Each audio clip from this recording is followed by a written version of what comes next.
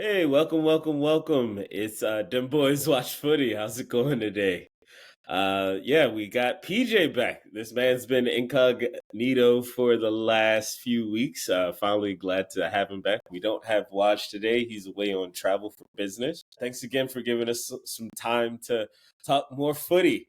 How's everything been, Peach?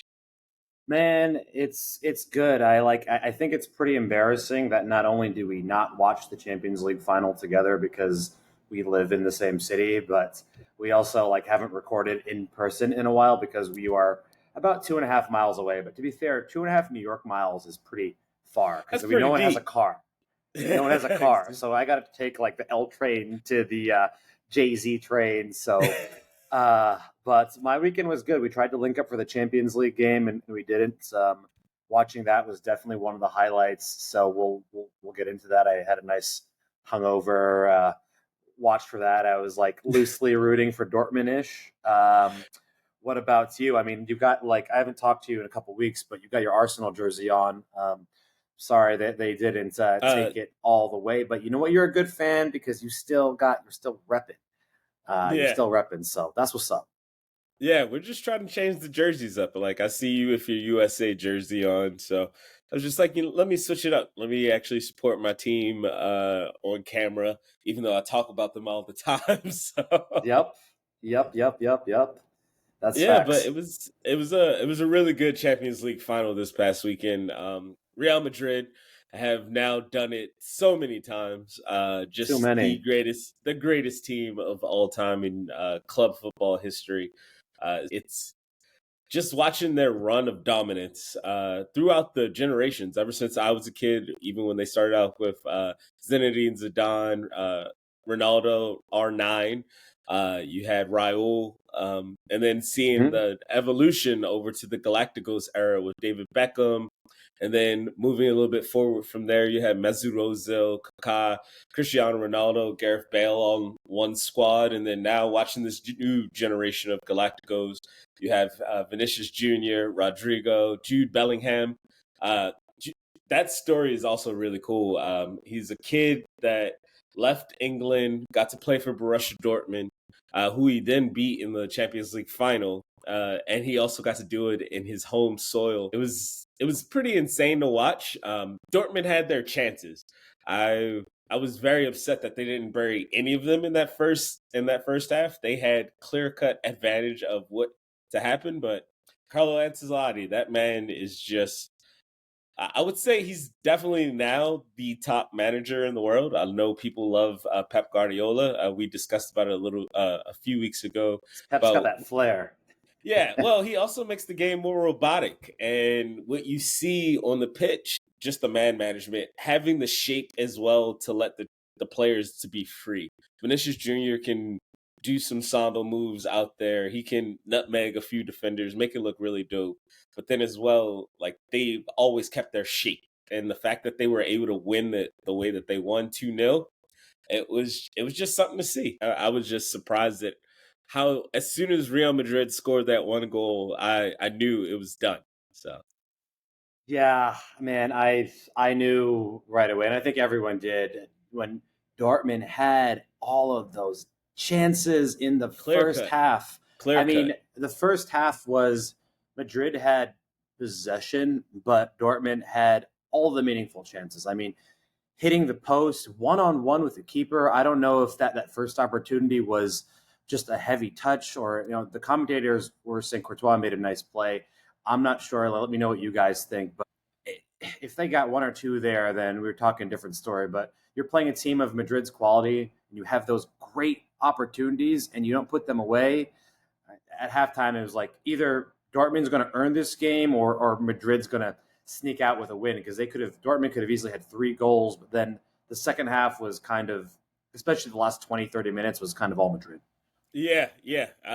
It was just a full on battering. As soon as Marco Royce came onto the field, Real Madrid just locked it down. It was insane to see like that entire possession. They just owned the entire field. It felt like they just never let up. And got to give a lot of credit to Dortmund. They made it to the final through some crazy odds. And Yeah. Germany Bundesliga is looking really strong right now.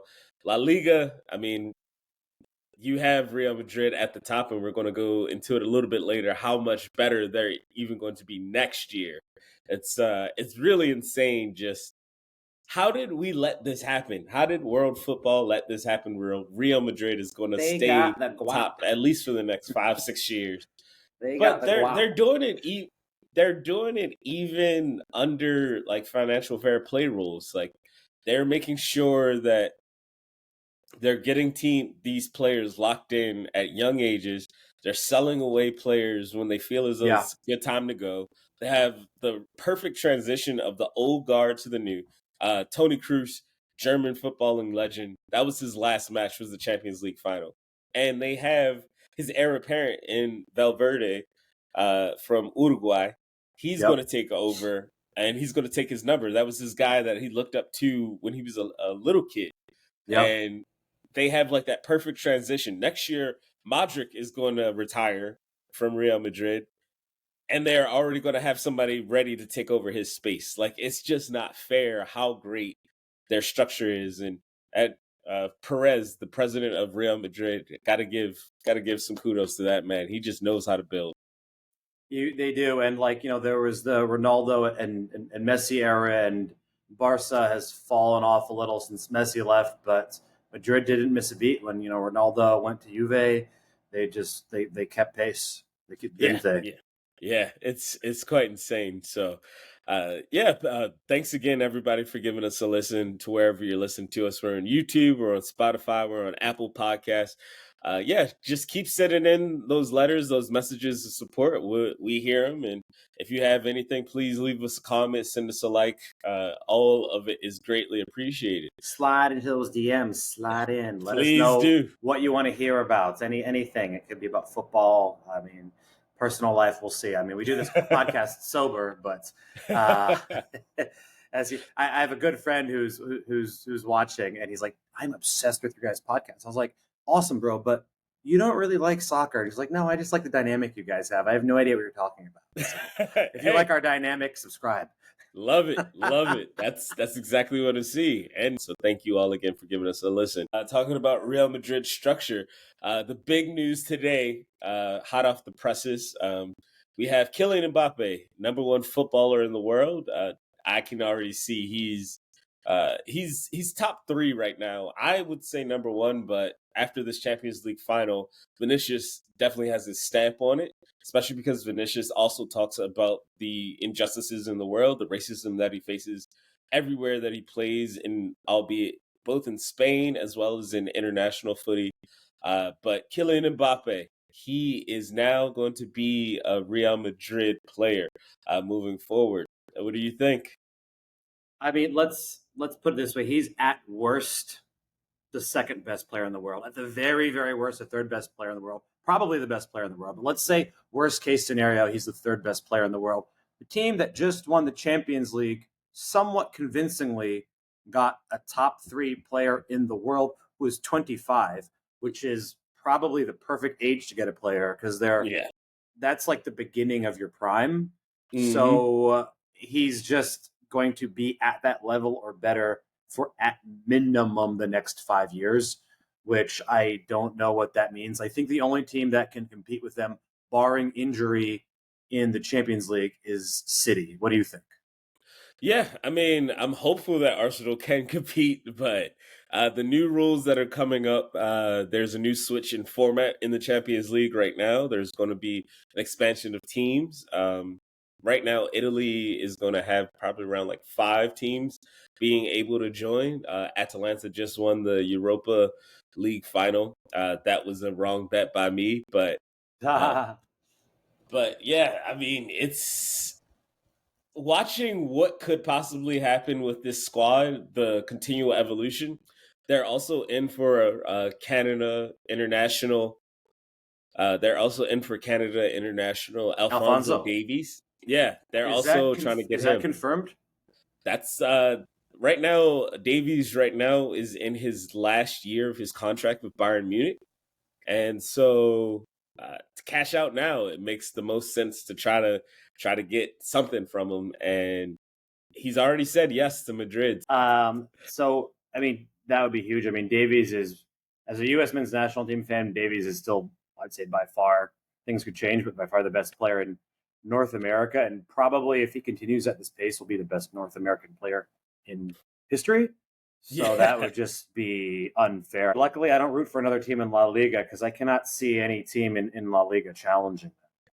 Yeah, I mean Barcelona, like we said, they fell off after Messi left. They also have had a lot of internal strife. They're losing their coach in Xavi Hernandez. They just signed Hansi Flick, the former German Ooh, national team coach. But the main issue is the style of play.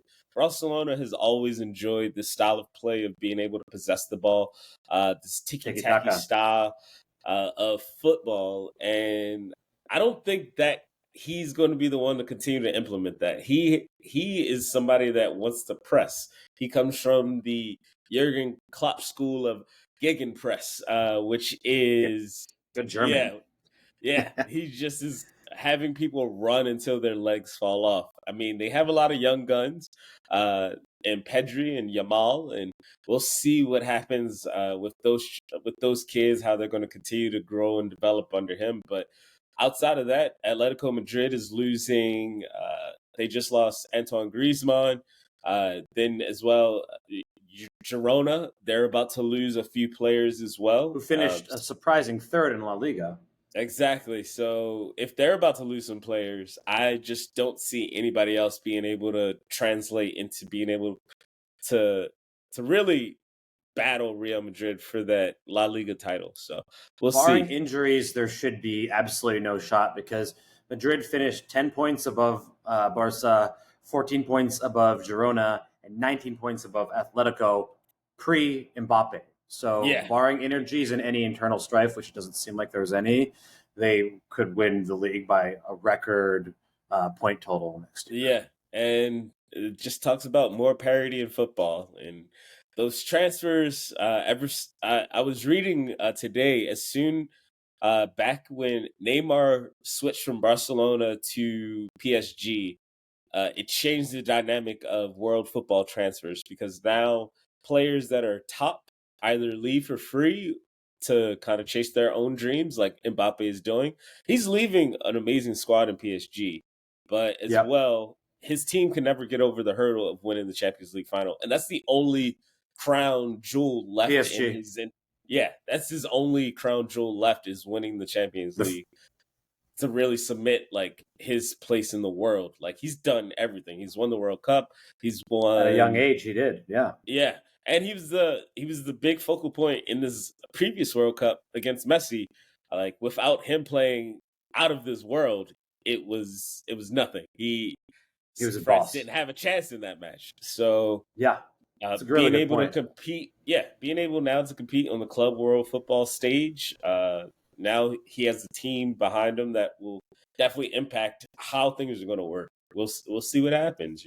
Just a player of that level, they are going to get those Champions Leagues because it's a tournament that's played every year. Like unlike the World Cup, it's every 4 years or any tournaments that are like that. Like he's going to get his. It's not a matter of if, but how many he racks up, and it's going to be like I mean the over under has got to be like 4 or 5 European championships. But I wanted to ask you a question before we move on. uh, Madrid had their record 15th European championship. Would you say that they are the greatest team of all time? In club world football for sure. If we're talking about all time greats, you can even put them up with in other sports and look at everybody else's trophies.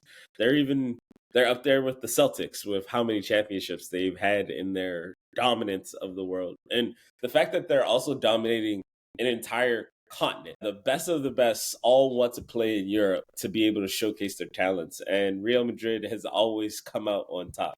Uh, yeah, I would definitely say the number one club football team of all time. So And probably maybe the most iconic. I think like back in the maybe 90s and 2000s, you could say it was Madrid or maybe even Manchester United. But now it's probably in terms of iconic clubs, it's got to be like, oh, what's my what's your dream to play? Like, oh, it's going to be to play for Real Madrid, right?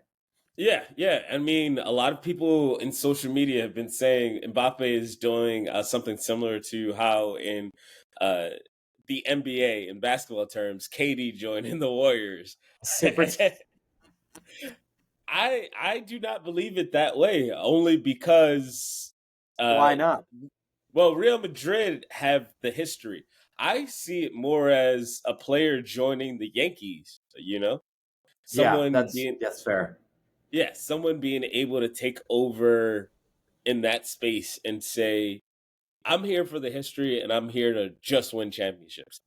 It's interesting because a lot of the greats, like their big flaw, for example, Messi's big flaw forever was he just didn't have the World Cup, and he achieved that very late in his career. Mbappe achieved that when he was only 19 or 20. I think he was 20. So Yeah. oh, I got that's the hardest thing to get out of the way because it's just if you are really in good shape and you have a long prime, you might have 4 World Cups. That's not that many chances compared to how many Champions Leagues you get. So he's got the hard part out. And now he's probably going to racking up with Madrid. I mean, the only positive I can think of if Madrid ever gets knocked out in the Champions League, it's going to be exciting as hell.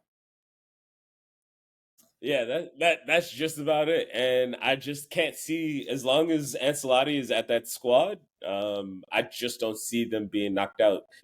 Those players love him. You saw him again with his victory cigars after the match and on the parade floats around Madrid. And I just can't see that squad stopping. They have some holes. They can promote some youth with their academies as well. So yeah, they're just going to keep rolling, and can only hope the other squads in Europe can try to keep up. So Are there any other major transfers that are significant that we should talk about that might affect like the kind of standings before we move on? no, everything is currently just rumors. Outside of Mbappe going, right now everything's a little bit of embers. City's not signing like anyone. They don't like have like a secret play to get Vinicius Jr. or anything, right? So their secret rumor play right now is actually going for Rodrigo from Real Madrid. That's the really big rumor that's kind of being passed along right now, and we'll see what happens. Rodrigo, he kind of is the odd man out right now. Jude Bellingham is the attacking mid. Rodrigo's Yeah. been playing on the right, but he also switches with Vinicius on the left. But Mbappe's favorite position is on the left, so it'll be more of him, Vinicius switching on the left than Rodrigo. So Rodrigo might be surplus, and as well, if you sell him, you could get a lot of money for him. So we'll see what happens with that. Yeah, 100%. I mean, I feel bad for Dortmund. They're always kind of somewhat of like a, I guess, overachieving club. They do really well and they sell their players, like Bellingham, who's now Hmm. on the team that beat them. But it's interesting that they were even able to get that far because they finished fifth in the Bundesliga. I mean, as a USA fan, number one, I was like, I didn't know what to do because I'm like, man, my man Gio Reyna could be playing in this game, but he had this terrible loan to Nottingham Forest. So, like, I remember when Pulisic came on and subbed on for Chelsea in the Champions League final, I was so pumped up. But I was like, I don't think they like really did him dirty because he's kind of injury prone. But overall, Dortmund still overachieved by getting that far because they have some really good players, but they're not on Real Madrid's level if we're good to go broad, big picture. Yeah, for sure. I mean, even with Dortmund, they had Jadon Sancho on loan, and he became one of their top players in the competition. And then as well, Marco Reus, the childhood club that he played for was Dortmund. He was in the Champions League final that lost to Bayern Munich uh, a while back, and as well, Mats Hummels, the center back who played for them as well. That's their second final loss together, which really sucks. But they've made it. They've made it to the pinnacle twice, and they had a chance. And yeah, they just came up against a battering ram in Real Madrid. So, well, yeah, that leads us into our standing on business bets, formerly known as Ease Bets, but we're transitioning that one over. So right now, football is club football in Europe is over. But right now, we are going to switch our attention over to stateside. We're going to be talking more about MLS. And then as well, we have more international friendlies and international competitions heating up in these summer months. But our first matchup that we're going to talk about is the New England Revolution, PJ's favorite squad, and the Yep. New York Red Bulls. My former employer. Yeah.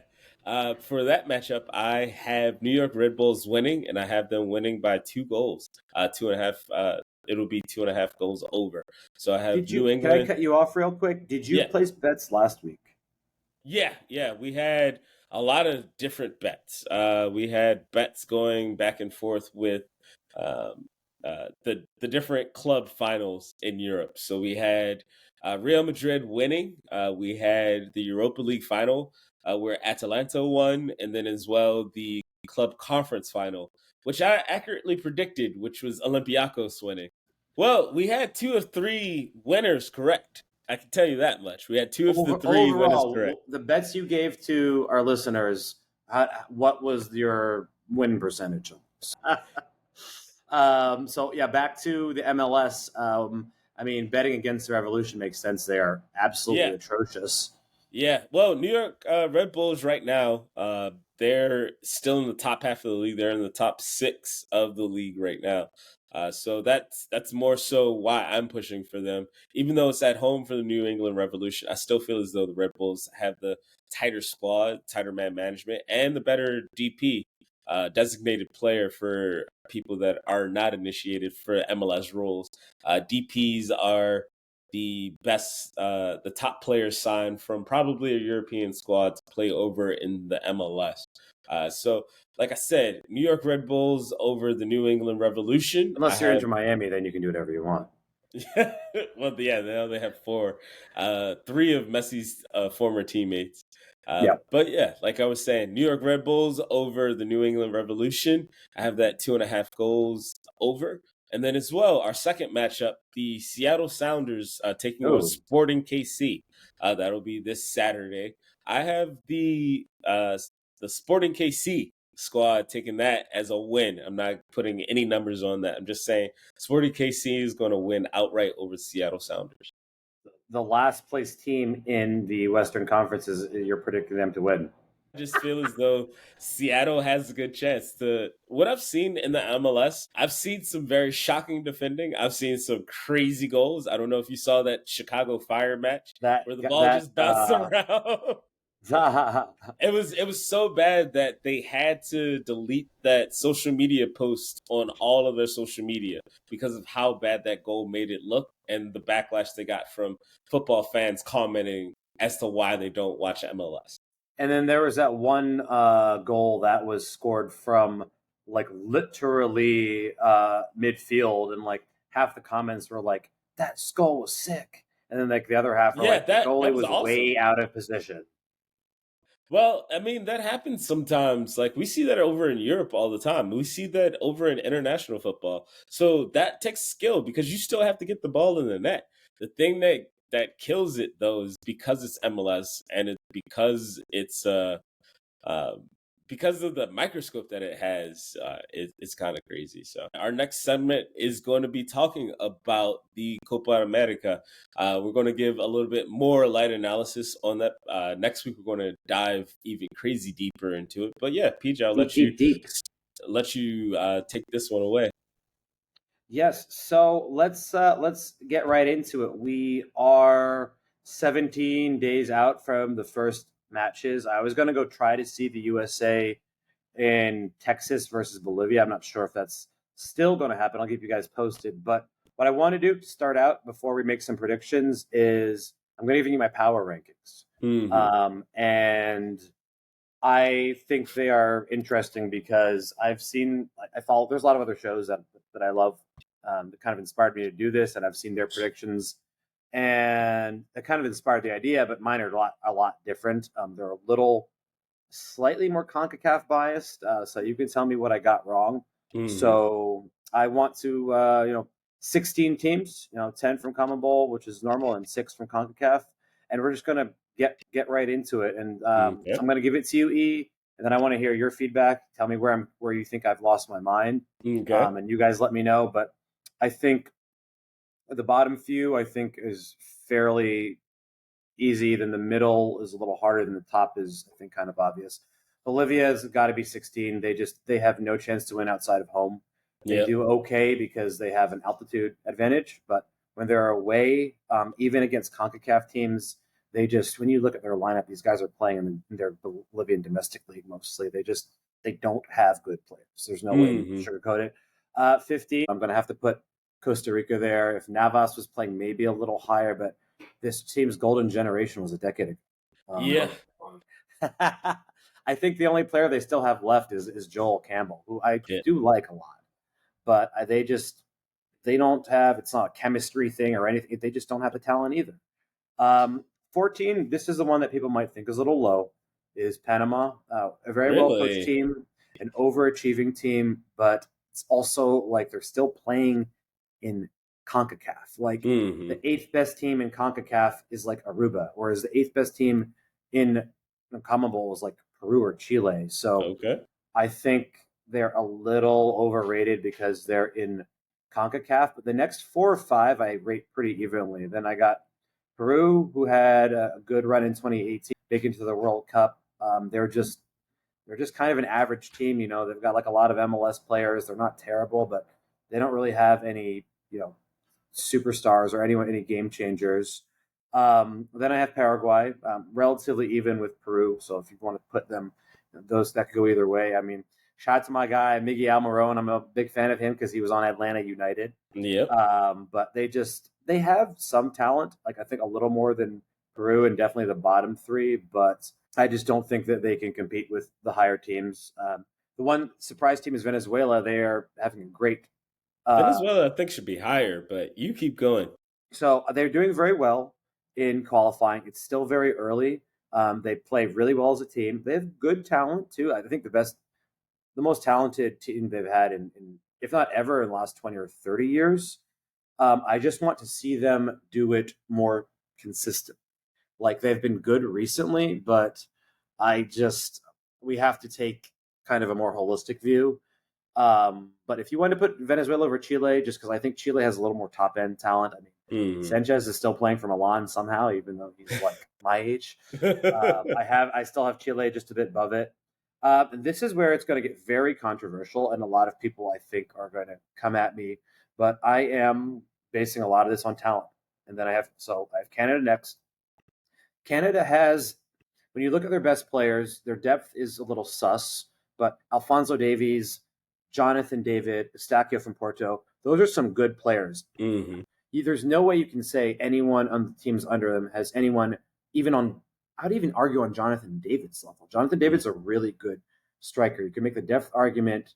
And then I'm going to put this as a tie, actually. And then I think this is by far the most controversial pick. But I'm going to put Jamaica. I know Leon Bailey isn't playing, but they have 6 EPL starters on their team. The rest of their players are playing at a high level in the championship or decent MLS teams. I think they have the best goalie in CONCACAF. Come at me. Then Mexico. Yeah, Blake is great. Then Mexico. Mexico is probably maybe in their worst form in history. We'll dive into Mexico maybe next time, but they still are Mexico. So I have to put them there because their team still isn't bad. It's just the worst Mexican team ever, but it's still Mexico. Shout out Mexico for electing their first ever female president. They did. Yeah. So that's something to be excited about. I mean, I don't know how exciting their team is going to be. The one advantage they'll have is they'll be basically at home. Yeah. Then I have Ecuador. And I think I watched a lot of people. 4 through 6 were pretty interchangeable. So I have Ecuador, Colombia, and then here comes my bias, but I have the U.S. over. And I studied this for a while. I really looked U.S. over Colombia.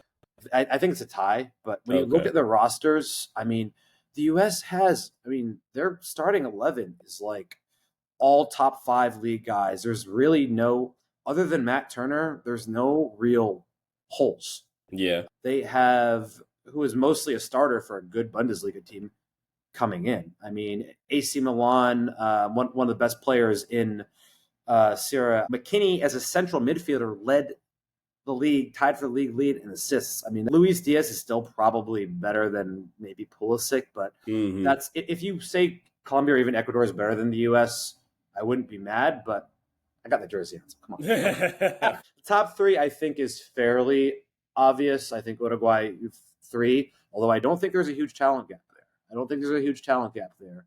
And then 2, Brazil. Brazil is, I mean, they're just not as cohesive as they have been. I mean, they haven't played well for a while, honestly, but this is not 90s or early 2000s Brazil. There's just no way you can put them above Argentina, who won the Copa America, won the World Cup. I mean, I think the only knock on Argentina is that Messi is getting older and he's playing in the MLS. I think that's the only bad thing to say because they still have rising talent. I'll let you take the floor. Tell me what you agree with and tell me where you think I've been drinking too much for Loco. All right, let's start from the bottom. I really enjoy the ranking there. But I would, like I've said in the past, I would drop Mexico way lower. I think Mexico and Jamaica need to make a full-on switch. I don't have a problem with that either. I don't see it with Mexico. Yeah, I don't see it with Mexico. CONCACAF has given them a platform to continue to be able to make it, but even still, their friendlies and their results are just not there. I'm just not seeing it with their squad, and I don't know what happened to their farm system of amazing players. They just don't look cohesive. It just looks like a very disjointed team, and I don't feel as though they're that good anymore. I'll take the Mexico hate all day. Hey, if you want to drop Mexico down, I'm like, yeah, let's go. I think Jamaica is by far the biggest wild card. I think anyone here could see them not getting a point or like winning the group. Like they are just so unpredictable because they have an absolutely atrocious, disastrous federation. Apparently, according to Leon Bailey, but a phenomenal season at Villa, that they gave him like a female kit once or like something. It's just a mess. But they have a really good coach. He was a former coach of the Icelandic national team who made that Cinderella run. I could definitely make the point of them being a little bit higher. I could see them probably being around like 5 or 6. I'm rooting after the USA. That's a team I'm rooting for. I'm all in Jamaica. I'm rooting for them. I just hope that they have their shit together. Yeah, very true. Very true. I would switch Brazil and Argentina. Like I know Argentina has won. You think in terms of power rankings, you have Brazil over Argentina? Right now, yes. Even though Argentina has Lionel Messi, even though he's older, I just feel as though this is Brazil's year to put the stamp on. Like, hey, we can take over. They need this. I think they need this more than a lot of the other podcasts that I follow are talking about who needs this the most. Like who needs to have a good performance? It's got to be Brazil. When is the last time Brazil showed out on the international stage? They didn't have a great World Cup. When they hosted a decade ago, I was there for the World Cup. That was embarrassing. Brazil probably needs this more than anyone, so that they do have that, right? Yeah. Oh, for sure. And like we talked about it, Vinicius Jr., this man is now going to be called the Ballon d'Or winner most likely this year. So he's got to show up. He's got to show out. Like this squad has to do it. So I would put them number 1. In terms of talent or in terms of overall like results? Because in terms of talent, I still think even though this probably isn't the most talented Brazilian team ever, they still probably are the most talented out of all these teams, but they just haven't really been able to piece it together. Overall chance for success, their squad is littered with players all over the world playing in all the top clubs, and they have a very strong cohesiveness. Argentina as well, and they have the captain that they're literally biting kneecaps for. They run out and they try to protect him. They try to continue to make sure that he knows that he's loved and he's their guy, which is really awesome to see. Like Messi, even though he's playing for MLS, they're going to have like a really great showing, and I can't wait to actually watch like some of these matches pop up. But I think it's an extremely solid power ranking. I would probably also move Venezuela up a little bit higher, probably over Chile. Yeah, I think that a lot of people would would say that too. I mean, they're playing really well and they play really well as a team. I just think they're like I looked at all these rosters before and I think they're overachieving a little. I mean, they have some good European Yeah, but players, but they've been steadily growing their presence. Like I remember Venezuela when I was younger, they were nowhere near like making it to the World Cup, but the they're last few garbage. times, yeah, when we were younger for They're a sure. But baseball country. yeah, but now you can tell it's now dual sport. Everybody's getting a chance there. So that would be Fair. my only adjustments. That would be my only call out. Okay, so you know, I don't. I think a lot of people would say the same. So you don't think me putting the U.S. at 4 is egregious, but you think maybe you would have Colombia above them. No, I would have the U.S. over Colombia right now. Mm, okay. I was shocked when I heard it from you because I was also agreeing with you.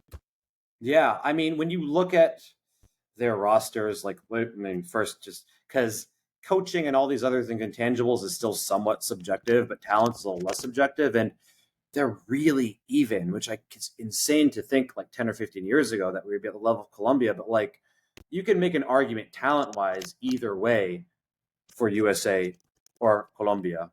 Yeah, and please let us know who do you think if you think PJ's power rankings are correct or if you have any updates to it. Yeah. Maybe I mean, I guess it's probably not necessary to do another one because we're a few weeks out unless there's any major injuries we can tell you. But do you have any final Copa America thoughts before we maybe dive into a prediction video next week?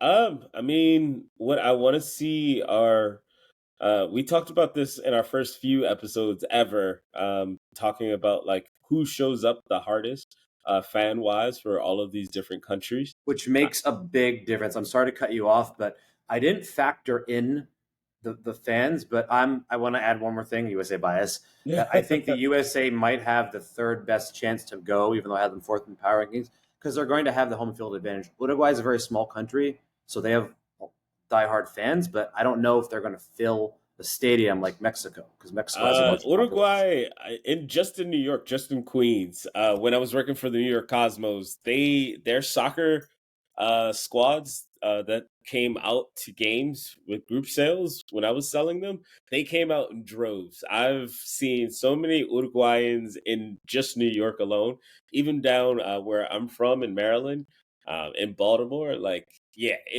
they're there as well. Like Uruguayans, they travel. They've left down there to come up here for a good Well, time. that's impressive because there's about three They're and a half million people that live in the country. yeah, So for them to have a significant presence, because Mexico, the reason that they're so present is, I mean, Mexico is large. There's it's over a large country. 130 million people. Yeah. Um, if Uruguay and United States play, who has more fans at that game?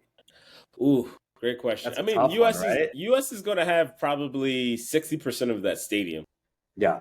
especially because they're going to be playing at bigger NFL football size stadiums. You, So, you know what would be cool to do maybe like later on would be to look at, because this is not normally a discussion we would have if this were hosted in another country, but the US is such a diverse country with people from all over the world.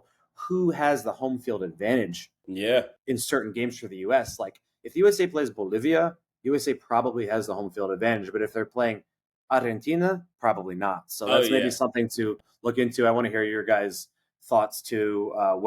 Who are you going for? Who are you rooting against? Who are your villains and heroes? Exactly. Yeah. Definitely a really great question for the people listening or watching. But yeah, I think that kind of does it for us over at Dim Boys Watch Footy. Thank you again for giving us a watch, giving us a listen. Hope you all have a great evening. Shoot.